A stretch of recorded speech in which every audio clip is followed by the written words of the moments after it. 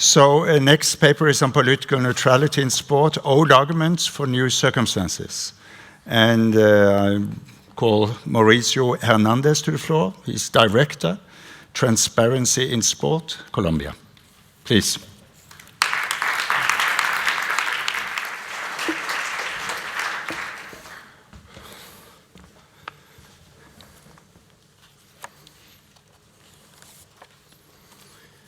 Thank you, Professor. I define myself 80% academic, 20% activist. I will dedicate this speech to all of the activists in this room who risk their lives and jobs and reputation every day. I'm not sure if it's Desmond Tutu or this guy, but this quote I think is very important to start this speech. I don't want to be rude, but let's be clear. Sports governing bodies are too entangled in global politics to maintain the idea of neutrality designed for a completely different era. The IOC and most of the modern international federations were founded in the late 19th and 20th centuries as neutral arenas in an unruly world plagued by wars and trade conflicts. The Olympic movement is a mixture between Greek philosophy, Christianity, and eclectic French philosophy of the 19th century.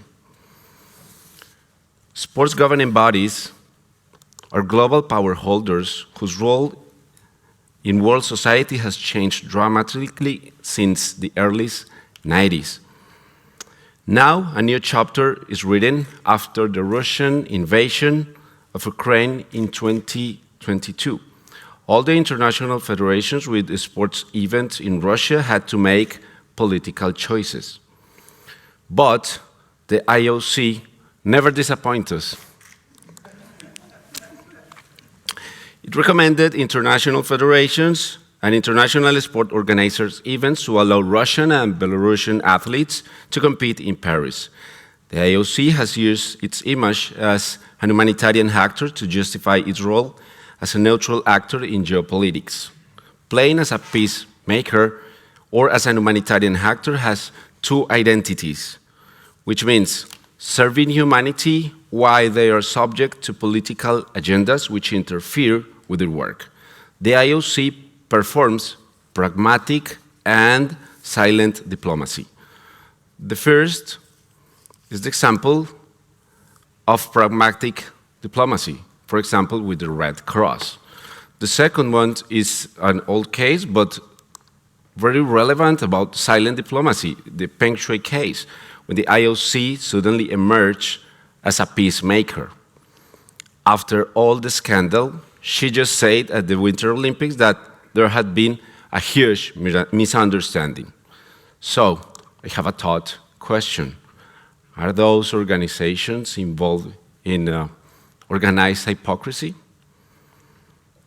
According to this professor, organizational hypocrisy is a mismatch between talk, decisions, and actions. This has been explored in business, especially in corporate social responsibility, but unfortunately, poor explored in sport.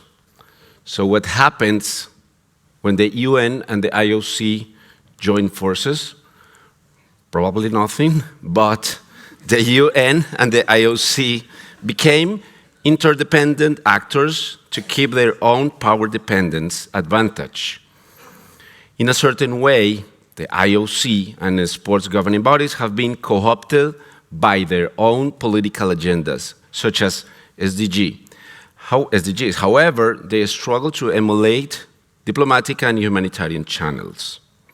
For example, the mutual leverage of the UN and the IOC to support the use of mega sports events in the agenda for sustainable development despite their contradictions. There is a need for critical analysis of the relationship between sports and the 70s SDGs and their political coherence.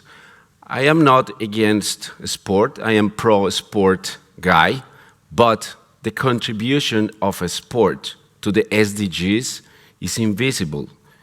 What I want to say is sport is not mentioned in more than 210 indicators of the SDGs of a global database. So, I will say an example. The closure of the UNO SDP. It was a lost opportunity. Quote, to avoid parallel work and to have direct access to IOC's expertise and its 206 NOCs, as well as international federations, we decide to close the office of the Sport and Peace.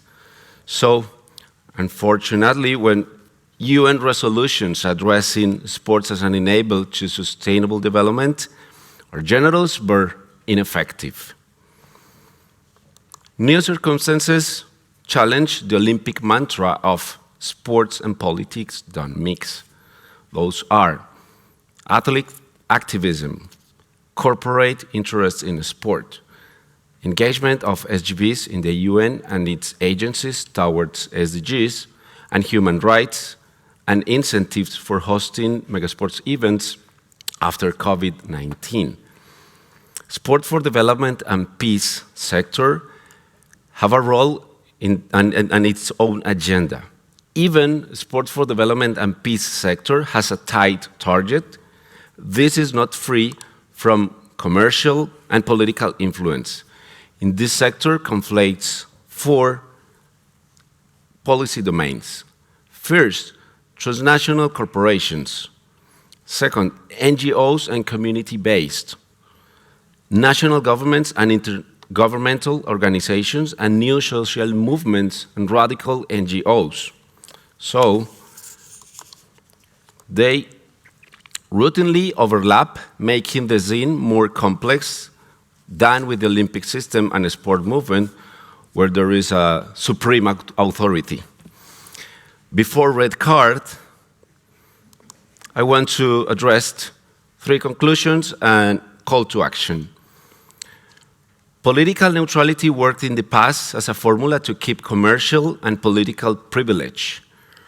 After the Russian invasion to Ukraine, a point of no return started for most international sport governing bodies. An existential conversation at all levels is required. Civil society, public authorities, and corporate partners are requesting concrete actions and sanctions. The mutual leverage of the UN and the IOC supported the use of sport, especially megasports events, to promote peace, SDGs, and human rights, strengthened their image of organizational hypocrisy. Using neutrality as a source of autonomy should be put into operation through collaborative governance, explaining relationships between sports organizations, corporations, and public authorities. A renewed concept of neutrality alongside autonomy would serve to make their social commitments less contradictory. That's all. Thank you. Well done.